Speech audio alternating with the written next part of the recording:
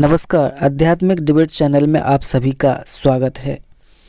आज के वीडियो में हम अनिरुद्ध आचार्य जी महाराज जी व संत रामपाल जी महाराज जी के आध्यात्मिक विचारों को सुनेंगे। अनिरुद्ध आचार्य जी महाराज जी से उनकी ही एक शिष्या ने पूछा है कि महाराज जी, मेरा पुत्र था जो 20 वर्ष से भी कम उम्र का था, जो भगवान की बहुत ज़्यादा भक्ति किया करता था, उसकी मृत्यु हो गई। तो उसकी मृत्यु के बाद उनके पिताजी हैं जो नास्तिक हो गए हैं, तो किस तरह से अनिरुद्ध आचार्य जी महाराज जी ने उन्हें संतुष्ट किया है, क्या जवाब दिया है। और एक तरफ संत रामपाल जी महाराज जी बताते हैं कि मूल ज्ञान, तत्व ज्ञान ना होने से और पूर्ण परमात्मा का वास्तविक जानकारी ना होने से, शास्त्र विरुद्ध साधना करने से कोई लाभ नहीं मिलता है। तो आइए सबसे पहले हम जानेंगे अनिरुद्ध आचार्य जी महाराज जी के विचार, फिर इसके बाद जानेंगे संत रामपाल जी महाराज जी के विचार की वास्तविकता क्या है, किस तरह से लोग नास्तिक हो जाते हैं और क्या सही भक्ति विधि करनी चाहिए। तो सबसे पहले जानेंगे अनिरुद्ध आचार्य महाराज जी के विचार। जय श्रीमन नारायण गुरु जी। जय श्रीमन नारायण। आपके चरणों में कोटि कोटि प्रणाम। खुश रहिए जी। मैं अंबिकापुर से आई हूँ, वहीं आपसे गुरु दीक्षा ली थी। अच्छा जी। आज यहाँ पोथी पाठ कराने आई थी, मेरे बच्चे का और मेरे बड़े पिताजी का। हाँ। जी। तो ये पूछ रही थी कि यहाँ से जाने के बाद उनकी तिथि है बड़े पिताजी का 14 तारीख को। 14? तो कुछ जी ठीक है, तो वहाँ कुछ और कराना पड़ेगा कि यहाँ से हो सके तो कुछ ब्राह्मण बुला के भोजन करा दीजिए, कुछ दीन दुखी कन्याओं को खिला दीजिए। जी जी। कुछ जो हमारे मोहल्ले में कुत्ते घूमते हैं उन कुत्तों को भी अच्छा याद रखिए। जब कोई भी हमारे यहाँ फंक्शन होता है जी। तो जब आपके घर में भीड़ बहुत लगती है ना, तो कुत्ते बहुत जल्दी आप लोगों के आसपास आ जाते हैं। उनको पता चल जाता है कि यहाँ लोग हैं, हमें कुछ ना कुछ अब पेट भर मिलेगा। तो पहले तो ऐसा होता था कि लोग खाते थे, पंगत होती थी तो पत्तल फेंकी जाती थी, तो पत्तलों को कुत्ते चाट लेते थे, उनका पेट भर जाता था। अब आजकल तो पत्तल वाला सिस्टम खत्म हो गया, बफर वाला सिस्टम हो गया, तो कुत्ते भूखे रह जाते हैं बेचारे। इसलिए जब पितरों की पुण्यतिथि आवे तो ब्राह्मणों को, कन्याओं को, जरूरतमंदों के साथ साथ जो आपके अगल बगल के कुत्ते हैं उन कुत्तों को भी पेट भर उस दिन भोजन मिलना चाहिए, तब पितर तृप्त होते हैं। जी जी। गुरु जी, एक प्रश्न और है जी। मेरे बच्चे को भी 20 साल नहीं हो पाया था। 9 मार्च को मतलब उसका डेथ हुआ है। अभी 8-6 महीने हो रहे उसको। मेरे पति मतलब पूजा वूजा करने के लिए बिल्कुल तैयार ही नहीं थे, वो बिल्कुल छोड़ दिए हैं मन से। ठीक है, उसके लिए कुछ बताएं भाई। यहाँ आने के बाद बहुत कुछ सुन भी रहे हैं, सीख भी रहे हैं। लगता है कि हमको फिर से प्रभु का सेवा ही करना चाहिए, शायद उसके भी मन को शांति मिलेगा, क्योंकि बहुत पूजा वूजा करने वाला था वो। कोई बात नहीं। देखो, पूजा करने वाले आप लोगों ने ये गलत फहमी पाल लेते हैं कि अरे वो तो बहुत पूजा करने वाले थे, उनकी मृत्यु कैसे हो गई, अरे वो तो बहुत पूजा करने वाले थे, उनके जीवन में दुख कैसे आ गया। तो क्या पूजा करने वालों के जीवन में दुख नहीं आता? क्या उनकी मृत्यु नहीं होती? हर व्यक्ति अपना भाग्य लेकर पैदा होता है, हर व्यक्ति अपनी आयु लेकर पैदा होता है। क्या आपको, क्या हमें, क्या महापुरुष, क्या ध्रुव और प्रहलाद कैसे धरती से अपने धाम को नहीं गए? क्या भगवान को दुख नहीं हुआ? क्या प्रहलाद जी को पिता ने दुख नहीं दिया? क्या मीरा को दुख नहीं हुआ? तो दुख तो आएगा, मृत्यु आएगी। भगवान की जो भक्ति किए हैं वो इसलिए किए हैं कि हमारी मृत्यु के बाद हमारी दुर्गति ना हो, हम अन्य लोकों में ना जाकर भगवत धाम को जाएं। ये भगवत प्राप्ति का लाभ है, वरना 84 के चक्कर में करोड़ों बार फिर रहे हैं हम लोग। इसलिए मृत्यु और सुख दुख ये तो प्रकृति के नियम हैं। इसलिए हम भक्त हैं, इसका मतलब क्या होगा कि हम कभी नहीं मरेंगे? क्या भक्तों की मृत्यु कभी नहीं होती? इसलिए गलतफहमी नहीं। जिसका जितना टाइम है, मैं जितना टाइम लेके आया हूँ, भगवान की श्वासें जितनी मुझे ईश्वर ने दी, मैं उतनी श्वासें लूँगा। उतनी पूरी होने के बाद मैं कितना भी बड़ा भक्त हूँ, मुझे एक भी श्वास का अधिकार नहीं है। ये इस सच्चाई को स्वीकार क्यों नहीं करते लोग? भगवत चिंतन करिए। ये मृत्यु, नाम ही इसका मृत्यु लोक है। यहाँ पैदा ही आदमी मरने के लिए हुआ है। माना कि कोई जल्दी कोई देर से, वो तो विधान है, द्रौपदी के 5 बच्चे जवानी में छोटी सी आयु में मर गए, अश्वत्थामा ने मार दिया। तो ये मृत्यु लोक है, आया है सो जाएगा। इसलिए आप लोग मन भगवान में लगाइए और मृत्यु को स्वीकार करिए। किसी की भी मृत्यु को स्वीकार करना सीखिए। इतना रोइए मत, इतना परेशान ना होइए, क्योंकि आज उनकी हुई कल हमारी भी होनी है। अभी आपने सुने अनिरुद्ध आचार्य जी महाराज जी के आध्यात्मिक विचार। आइए अब जानते हैं जगत गुरु तत्वदर्शी संत रामपाल जी महाराज जी के आध्यात्मिक विचार। वो कौन परमात्मा प्रभु है जो हमारे प्रारब्ध के कर्म को नाश कर सकता है? वो पूर्ण ब्रह्म है, परम अक्षर ब्रह्म है। बहुत से ऐसे प्रमाण आपको मिलेंगे कि प्राणी जब दुखी हो जाता है वो संतों की तलाश करता है, उनसे फिर जाकर वो जंतर मंतर करवाता है। वो पहले तो उपदेश देते हैं, गुरु लोग कहते हैं ये नाम जप, ऐसे पूजा कर दे, ऐसे प्रसाद बांट दे, ऐसा कर दे, तुम्हारे पितर रुष्ट हो रहे हैं उनके 5 जोड़ कपड़े रख दो। उसके बावजूद भी उनको कोई लाभ नहीं हो रहा, तो फिर वो संत क्या कह देते हैं कि भी ये तो तेरे प्रारब्ध में लिखा हुआ कष्ट है, तेने भोगना ही पड़ेगा। प्रारब्ध में जो लिखा गया है पाप, वो कर्म नाश नहीं होता। अब वो पुण्यात्मा जो दुखी था, वहाँ सुख की आशा लेकर गया था, वहाँ से उसको लाभ नहीं मिला। ये जवाब मिल गया 2 वर्ष 3 वर्ष के बाद, फिर वो दूसरे संत के पास जाता है। वो दूसरे संत के पास भी उसकी यही क्रिया शुरू होती है, ऐसा कर दे, वैसा कर दे, ऐसा कर दे, नो बोल दे, ये जाप कर ले, इतना जाप ये कर ले, और फिर भी लाभ नहीं होता। फिर वो तीसरे के पास जाता है, फिर चौथे के पास जाता है, और अंत में नास्तिक हो जाता है। अब नास्तिकता क्यों पनप गई हमारे समाज में? क्योंकि परमात्मा कबीर जी ने जब प्रथम बार सतयुग में इस काल के लोक में आए थे, उस समय इस काल से वार्ता हुई थी।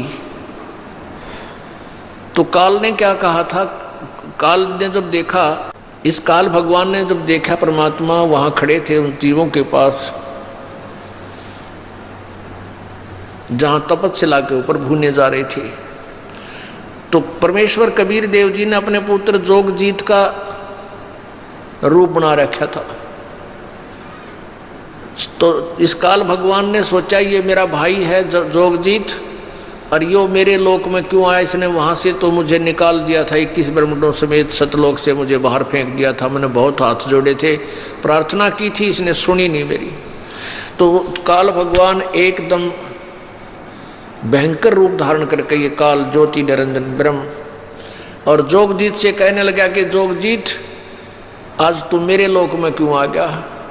वहाँ से तो तूने मुझे मार भगाया था, तूने मेरी एक नहीं सुनी, अब मैं तुझे जान से मारूंगा, अब तुझे मैं ख़त्म करूंगा, तेरी पिटाई करूंगा।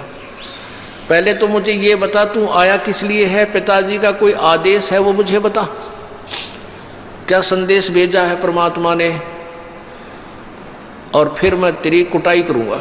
जोगजीत रूप में परमेश्वर कबीर जी ने कहा कि बात सुन ले ज्योति निरंजन, मैं परमात्मा के आदेश से यहाँ आया हूँ, और तूने इन प्यारी आत्माओं को धोखा देकर यहाँ पर लाया तू, और के जुल्म कर रखा इनके ऊपर, तपस्या पर भून रहा है। उसके बाद कोई गधा बना रखा, कोई गधी बना रखी, कोई कुत्ता बना रखा, कोई कुतिया बना रखी, किसी की टांग टूट गई। मनुष्य है तो किसी का बेटा मर गया, किसी की बेटी मर गई, कोई अंधा हो गया। ऐसे जुल्म करता है तू, और मेरे को परमात्मा ने भेजा है कि मैं नीचे जाऊंगा तेरे लोक में, और तूने परमात्मा की सतिथि से अपरिचित कर दिया सबको, भगवान की सतिथि समाप्त करवा दी। मैं वो ज्ञान तत्व ज्ञान प्रचार करूंगा, पूर्ण परमात्मा की महिमा बताऊंगा, और ये बताऊंगा कि ये काल है जिसकी तुम पूजा करते हो, ये ब्रह्मा विष्णु महेश का पिता ये काल है, ये तुम्हें खाता है, तुम्हें अपने खाने के लिए यहाँ रोक रखा है। ये सारी कहानी बता कर आऊँगा, और उनको सच्चा नाम दे करके भक्ति करवा के वापस सतलोक ले जाऊँगा। इतनी बात सुन के अब क्रोधित हो गया, उसका बाग उजड़ता दिखा इस काल ने कि मेरा तो नाश करेगा यू। जय इसने नीचे सच्ची बता दी तो मेरे पास कौन रहेगा, सब भाग जाएंगे। इस उद्देश्य से उसने सोचा कि इस जोगजीत की टिटवी दाब दूं, इसको खत्म करूंगा एकदम भयंकर हो करके।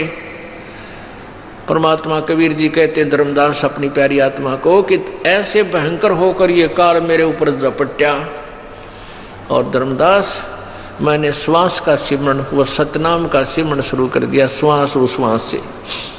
अब पुण्यात्माओं परमात्मा ने ना तो श्वास के सिमरण की जरूरत थी और काल उसका क्या बिगाड़ सकता है, लेकिन वो हमें याद दिलाते हैं ये रिहर्सल करके, प्रैक्टिकल करके, कि जब भी आपके ऊपर कोई आपत्ति आवे किसी भी प्रकार की, आप इस सच्चे नाम का, सतनाम का, श्वास वाले मंत्र का जाप शुरू कर देना।